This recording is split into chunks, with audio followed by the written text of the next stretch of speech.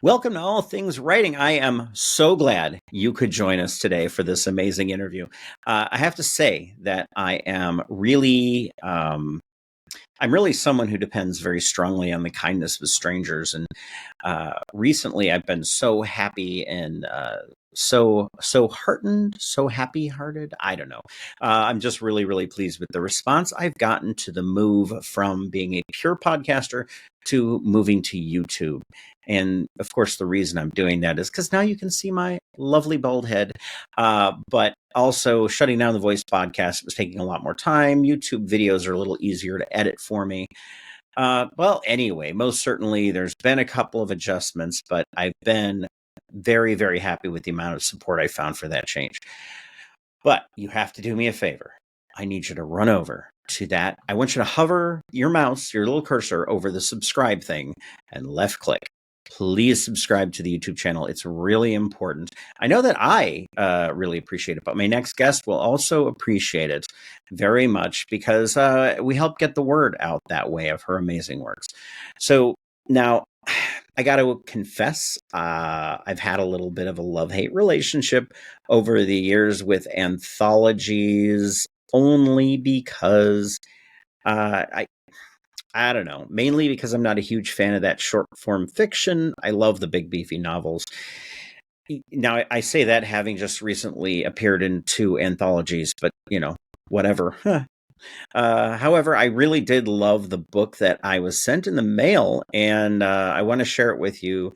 And honestly, what better way to do that than to interview the author? So I am getting the honor to welcome to the show the author of the book, Whte, Trash, and Recycled Nightmares, author Rebecca Rowland.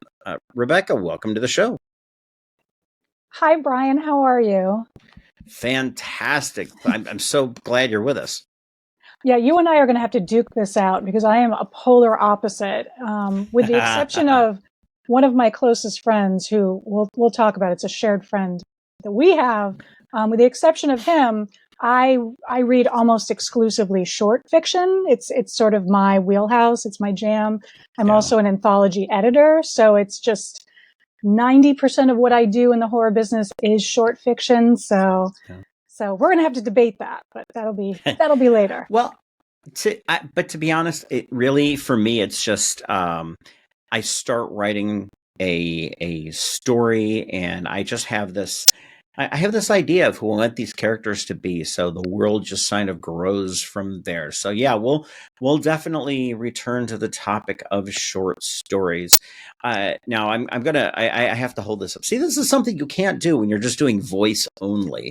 You can't hold up the book, and it's backwards in the frame. I don't think I have the flipper thing turned on, but Whte, Trash, and Recycled Nightmares. I really very much enjoyed this. I think I got through all the stories. Pretty sure I did. It's honestly, now that's one thing I will say is I do like anthologies because they are a quick read. I very much enjoyed this. But what inspired you, I guess, to put these stories together in this manner? Well, so I'd been working on this is my second short fiction collection, and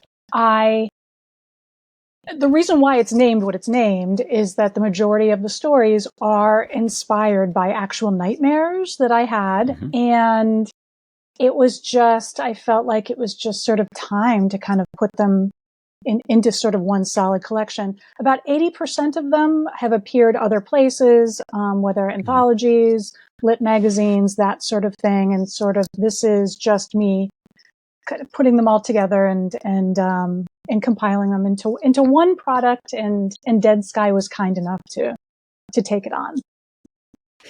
I love the good people at Dead Sky, by the way. They're just an amazing group of people. Yeah. But you like that short story format. You actually mentioned something that made me think of another event in my life where I wrote a short story based on a nightmare that I had. So do you just wake up in the middle of the night and you're like, oh my gosh, I need to write this down?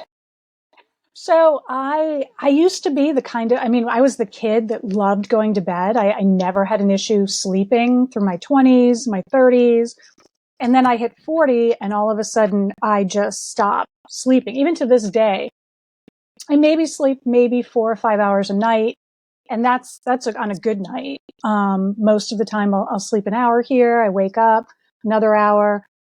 So and I always sort of wake up suddenly. So it's right in the middle of that REM cycle. So I'm fortunate enough to kind of remember my dreams when I wake up.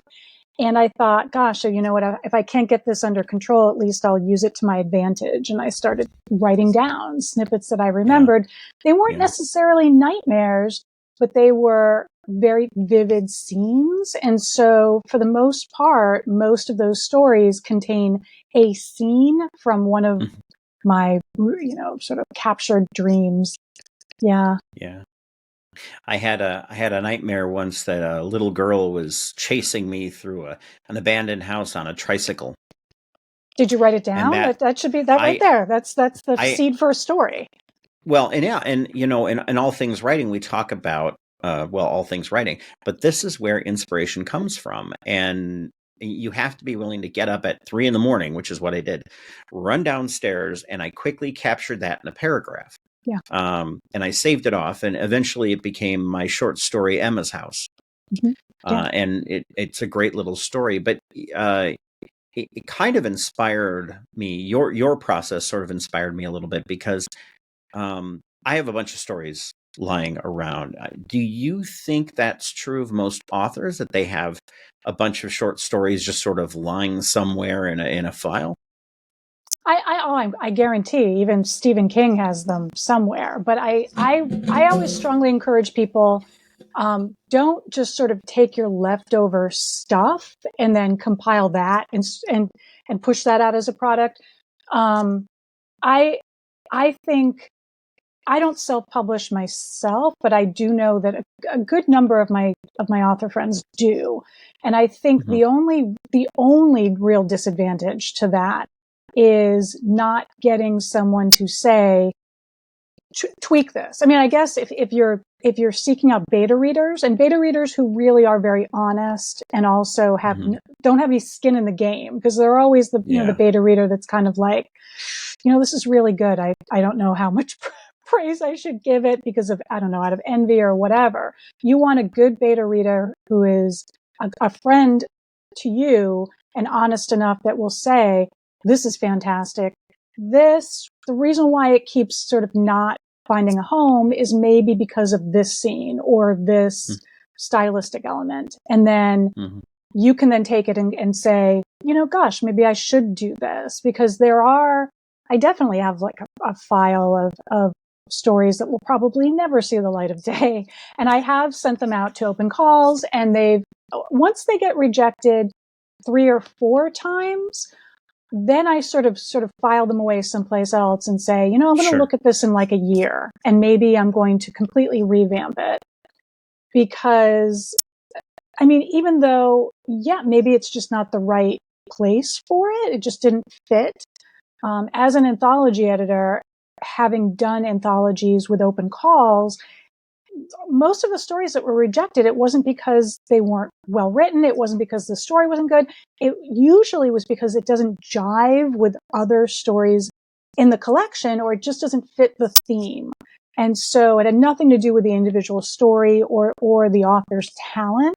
So it could very well be that these stories just haven't found a home yet. But it could also be that maybe they're just missing something, because we don't always see the forest for the trees. I mean, we all want to say, I mean, I'm sure that you and I, Brian, our work, everything we write is brilliant, right? Yes. I mean, beautiful, brilliant, absolutely. brilliant gold. Right. It really, it should be anthologized forever for future generations to look upon. But but let's face it. I mean, not everything we all write is brilliant. Even Stephen King. Yeah.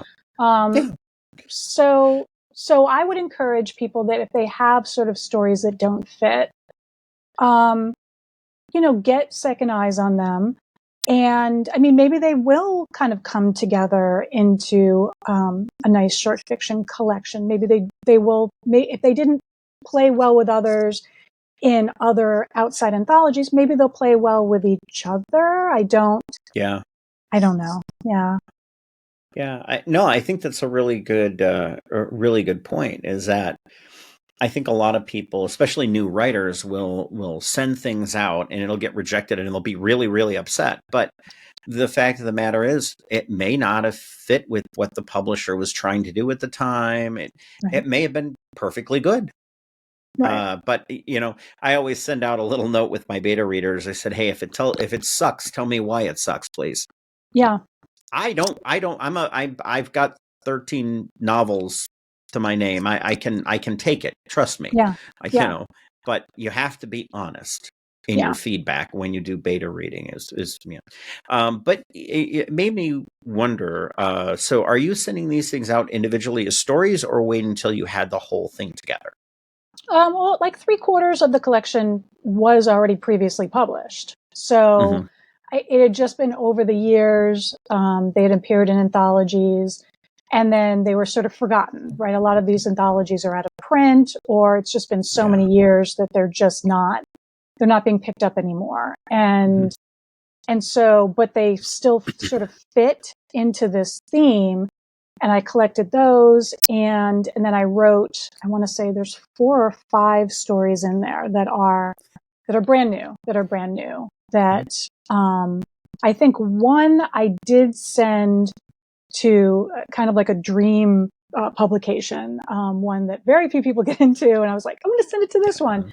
And I was not surprised. It didn't make it in, but rather than continuing to send it, I thought, well, it kind of fits with this theme. And knowing that I was sending the collection out for query to see if someone would take it, Mm-hmm. whether or not they take it. And then also when it goes through the editor's eyes, the editor would say, this needs to be culled. This doesn't work. This isn't strong enough. So at least I know there would be other sets of eyes. And if it didn't work, period, it would have been yanked. Yeah. Hopefully. And Yeah. I Yeah. place a great deal of trust in the editor that the Dead Sky used for this particular collection. He's been writing forever. He's just a lifelong writer and editor. So I trust his judgment. Yeah, they do some great work, and this is certainly no exception. Again, White Trash and Recycled Nightmares is a really good anthology. I very much enjoyed it, and I know that the listeners will as well. We're going to get into a couple of the particulars of the stories because there's a couple that made me go, "Wait a minute, what?" Yeah. But you bring up a point about a theme, central theme. Yeah. Mm-hmm. You talked a little bit about that earlier, being these are nightmares. Right. But what is there like a central theme to this when you were putting it together? Um, so I find that there are certain things that kind of pop up in my work, no matter what subgenre I write in. So the majority of my work is generally psychological, domestic horror, quiet horror. Every once in a while, I'll throw in a creature feature. There is one Mm-hmm. cosmic horror piece in there, but in a sci-fi horror that's in there. But for the Mm-hmm. most part, they still, even having those elements, really kind of stick to that quiet horror genre. So Okay. that they have in common. There are motifs that I wasn't even aware were popping up in my work until the audiobook narrator kind of took me aside and said, "Can we talk about what's going on here? Because I'm Mm-hmm. seeing this over and over and Yeah. over again." So that was sort of the unifying theme for my first collection that came out five years ago. The unifying theme was it was um, all sort of monsters, everyday monsters that hide in plain sight. Yeah. And so it was very, very structured and very clear. This is a little looser, but they're all kind of, and I think this is, like I said, just part of what I do is I always try to construct characters and situations where they appear very normal.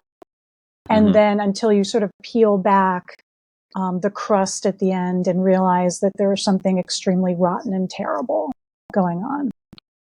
Yeah. Yeah. Well, I guess on that line of thinking. There's one story in particular that made me completely, and the way I put it is, it's more or less a gut punch. But that's what good writing does. That's what we as writers are supposed to do. We're supposed to take a mirror and hold it up to society and say, look, this is you. Whether you like it or not, this is you. And the story was new and perfect. Yeah. And I want to talk about that a little bit. There are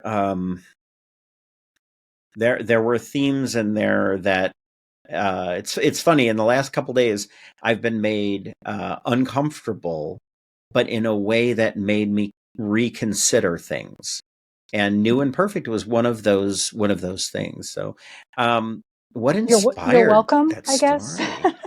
Okay. I'll tell you. And is it tough to be a woman writing in horror? Meh, I mean, to be honest, not really these days. I think that we play with the boys pretty smoothly. I don't experience the kind of discrimination that I did when I first started writing in horror. I'll never forget this this incident. I was at a convention, and I was with my writing partner, and we were sort of sharing a table, a booth area. And there was a writers group that I was a part of at the time that was run primarily by men. But it never even, that fact didn't even occur to me. And I'd never met them in person, but they happened to also have a booth at this particular convention. And I was very excited to meet them because I really wanted to be sort of part of it. So isolating to be a writer, right? And so it is, right. To be part of a group is, I think, just a really magical experience. And so I went over and I introduced myself, and the president, or sort of the leader of the group, did this. And I'd never experienced this as an adult. It was actually really unsettling.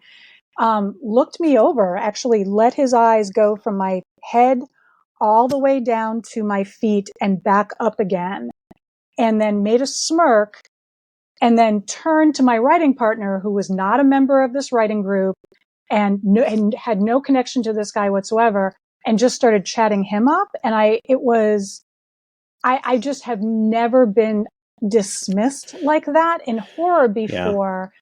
And after he left, my writing partner said to me, don't sweat it. He's one of those incels. And I actually wasn't familiar with the term. And so he kind of explained it to me, and I thought, no, that can't be it. And he said, yeah, you know what? He looked at you. He realized, you're a girl and girls can't write horror. And so he immediately dismissed you. And I thought, that can't be the case. And he said, yeah, it really is. And it's unfair. But it is the way it is. And I think I sort of carried that in the back of my head. And then when things like the Me Too movement came up, and the Time's Up and things like that, and at the same time, there had been a call for a political horror anthology. And I thought, you know what? I want to write this story. And I had already had a snippet. I actually had the snippet where she's walking and everything is covered in ice because there had been like a sleet storm going on and everything froze. Yeah. And I just had that scene from A Nightmare, and I built it back from there. And so I guess my thought behind it was not specifically sort of the incident that happens in the story, but just misogyny in general, and how, we've come a long way, baby, but I still got that look, and and it could have been worse. I mean, I've been doing this many years now, and I don't get those looks anymore. So, but that was the inspiration behind it. And I know that what happens in the story is much, much worse than that horror writer could have done. But yeah. Well, so it punched me very hard because it's telegraphing for me a message about society and the way we treat women, which is actually it's hard, especially young women. And and I guess I didn't think about it until I got older and had a daughter and thought, well, how would I react to my daughter being treated that way? Mm-hmm. And was that, so that was, sounds like it was was your design for the story all along. It was, and I wanted to create this, and everything about that story. I don't do this often, but if you look, the names, the name of the place, the name of the company where they all work, is chosen very specifically, and I did want it to be I wanted it to be a feminist horror without it being heavy-handed, because I'm not. Yeah.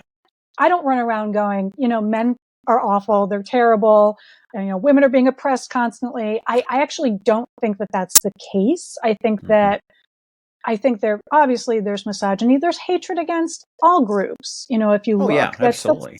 Right. But I don't feel oppressed in this society right now, and especially not in the horror writing community. But I did want it to be a feminist statement for sure. Yeah. It's a really great. I have to say, so I made a mistake at a convention recently. I went up to a table and it was a name that was not. I mean, I couldn't really pick up on male female right away. I forget the name offhand. It was like DJ or RJ or something like that, and then the last name. So I walk up to the booth and I started talking to the woman sitting there, assuming she was the author. It was her husband. Well, it's because a lot of my authors that I talk to and work with, and I would say on balance they're like 60% female, not male. Yeah. So it's just interesting to see how that world changes. And then I like this sort of nascent emergence of, we have more African Americans writing horror and more showing up as actors in movies. I think that's good because it's better representative of society as a whole, and we're getting more. So I don't know. I think I think these are all good things. Yeah, I mean, I think that finally, and again, I know that you have all genres on this podcast, but I can only speak for horror. I mean, I think that horror is finally Horror's my favorite. Isn't it everyone's? I mean, come on now, Brian. I mean, really.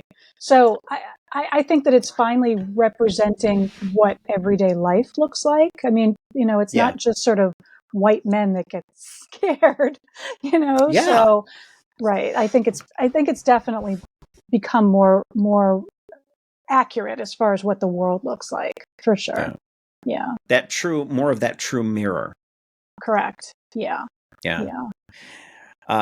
Now, I read a little farther, and then I came across The Thickening. Yeah. Of course, I think all the stories are fantastic. However, the story The Thickening really caught me. What was the thrust behind The Thickening? What was the thought process behind that one?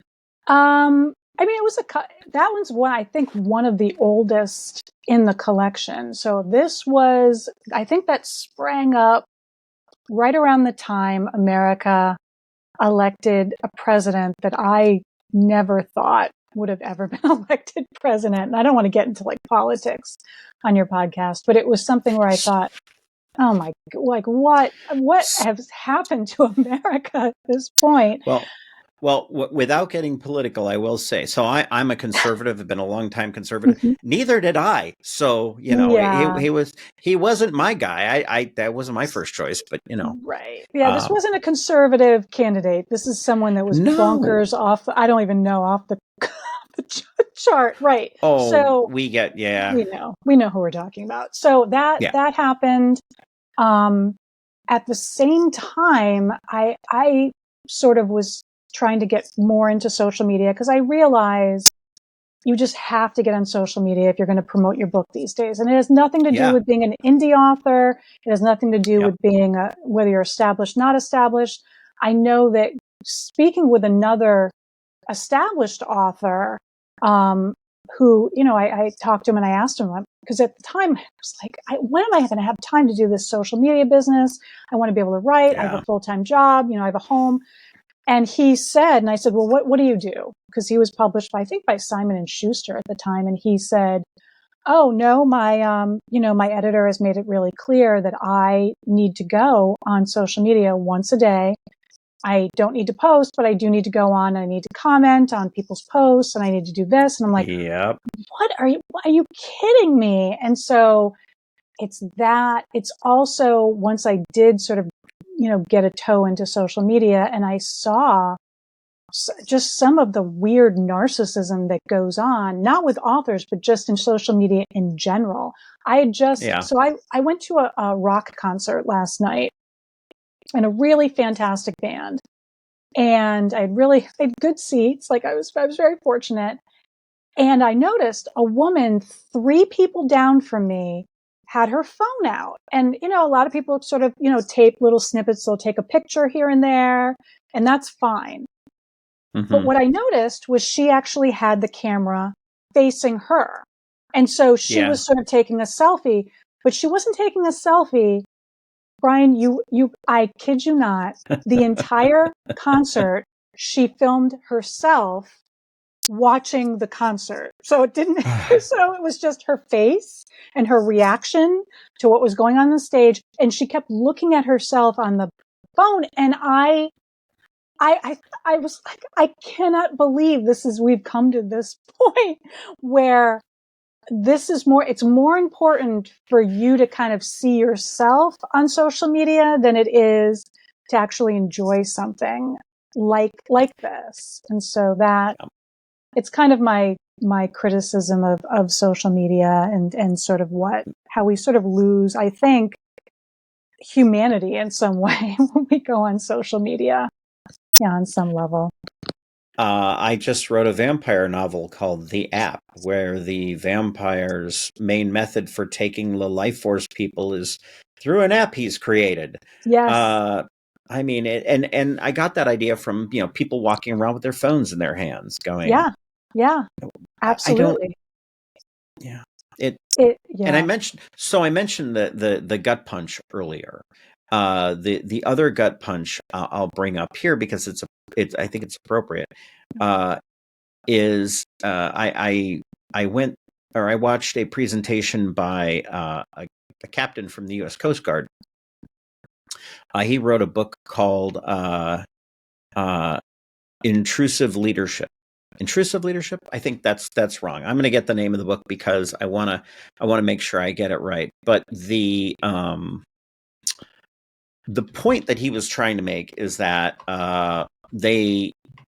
in order to be involved, and you have to be involved in your people's lives as a manager and a leader intrusive leadership. That's the name of it.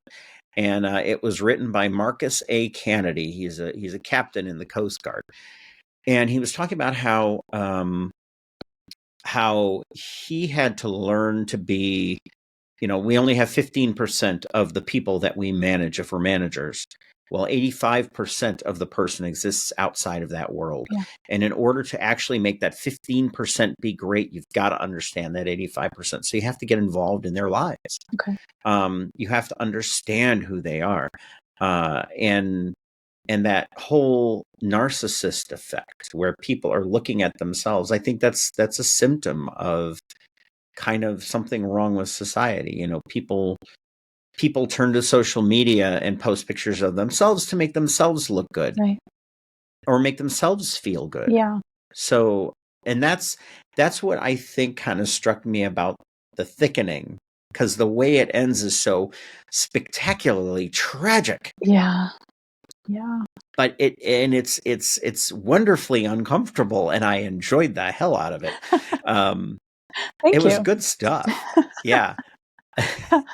Thank you. It's that's the second time I've said you've made me uncomfortable, and I enjoyed it. It's my job, Brian. Thank you. Yeah, no, it truly is. So We talked a little bit about you writing short stories. When you write, when you've got an idea for a short story, how do you go about processing that into some? So you've got that snippet that you wrote down from your nightmare. Yep. Walk me through how you're taking that and turning that into a story.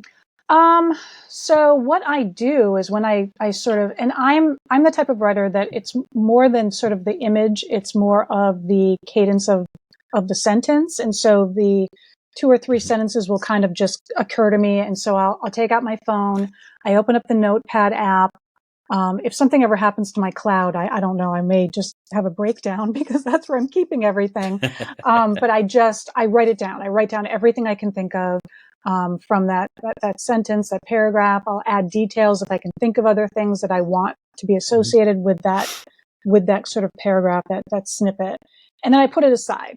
I never sort of expand on it right away.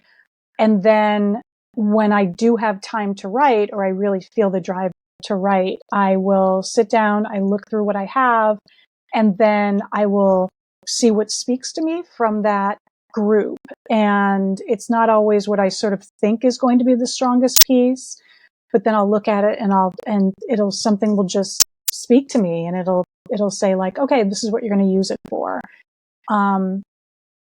Occasionally it's I'll be invited to something and told to pen something that is on a particular theme or that uses a particular type of character or subgenre, and I'll see what fits there.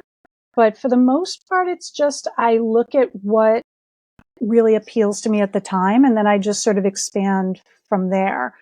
Oftentimes, the snippets are the intros to the stories, because the 2 parts that I like writing the most is the opening paragraph and the last sentence. And so I will often write those 2 pieces and then go back and fill in the middle later. Which I know I am absolutely not a role model whatsoever, because I am so undisciplined as far as like getting those stories out. One of the reasons, quite frankly, I'm going to be honest with you, I don't write longer fiction very often is because I don't like my characters, and I don't like to spend a lot of time with them. And I know that as an author, you have to do that, especially if you're penning these 300, 400 page novels. You're kind of living with them. You're married to them for the next 6 months to a year. Absolutely. I don't like any of them enough to deal with them. You have to get in that. Right. Well, and you have to be able to survive in that headspace. And that is, that's a tough call sometimes, right? Yeah. But we do it in the long form fiction. It's interesting. You mentioned the middle part being kind of the hard part to write. Well, I always say that about you get me on word 22,000, and that's drudgery. Yeah, that's drudgery. That's the horse latitudes of writing a novel, in my opinion, because you're not going anywhere, and you hate it, and you think you want to throw it away, but you got to keep pushing through. Yeah. You got to keep pushing through. It's important. I'm also just, I've always been a fan of the short story as an art form. It's what I was drawn to in high school. It's what I was drawn to in my, early adulthood. And it's what I'm drawn to now to read, both as a reviewer, as an editor, just for recreational reading. I prefer it. I think that as much as I make this derogatory remark, at myself for not sort of having that gusto to be able to sort of stick with 1 or 2 characters for a long period of time, I think that it's also an art form to be able to get an entire plot arc into a very short, piece of work without spoon feeding it, without rushing it, without leaving the author wanting more. And so the short story authors that I really admire are able to do that in a way that I think some of the longer fiction writers that I enjoy just can't pull off on a regular basis. So yeah. You're right. I always say that short story writing is actually harder than long form because you don't have as much room. Right. but you have to put together that coherent story, and you've got to make it work. And making it work is the hard part. Right. Yeah. So yeah, I don't know that I can praise the work enough. It's wonderful. I very much enjoyed it. White Trash and Recycled Nightmares. Anybody watching this video, go out and buy it. I will put the link in the notes at the bottom of this. But I'm going to let Rebecca tell us, where can you get a copy of this novel? Well, this anthology. Yeah, I mean, it's available everywhere, except for some reason Jeff Bezos has some real issues with this collection because even though a ton of people pre-ordered it, and it's been up for pre-order since, I want to say June, there are still people waiting on their copies because Amazon ran out of copies, which I on its surface seems like a positive thing, except now that it's November, it's not so much. So everywhere else, any of your indie bookstores will be able to order it. I did give you a link of a particular bookstore in Maryland that's been kind enough to sort of order a bunch of copies, and they have copies in stock. Yeah. So I would encourage people to, even though I know that we're addicted to our Amazon Prime, sort of break away from them for this book, and take a look at some of your indie booksellers and grab it from there. But anywhere books are sold. Support your indies. Support your indies, ladies and gentlemen. Yes. Go out to that local bookstore and buy things. Believe me, it will help everyone. It helps everyone. Yeah, and the link for it, as well as my other pieces, are on my website, which is just rowlandbooks.com. Okay, and I will include that one as well so that we know where to go. But I have to thank you, Rebecca, for being on the show today. It's been fantastic having you. Thank you so much for having me, and thank you so much for reading White Trash. Oh, you're. It sounded like you said, "Thank you for reading my trash." It sort of is my trash, but it's, thank you for reading White Trash. It's white trash, yes. And it's, but it's good. I mean, I love good books, and this was a good book, so I enjoyed it. Well, thank you very much. Now, I want to say to the listeners, I appreciate you listening. I am going to have another show coming out in the not too distant future. I've got a bunch of interviews lined up, so that's going to be great fun. So for all things writing and my wonderful guest, Rebecca, I want to thank you all for joining us. And this is All Things Writing, as we like to say, signing off.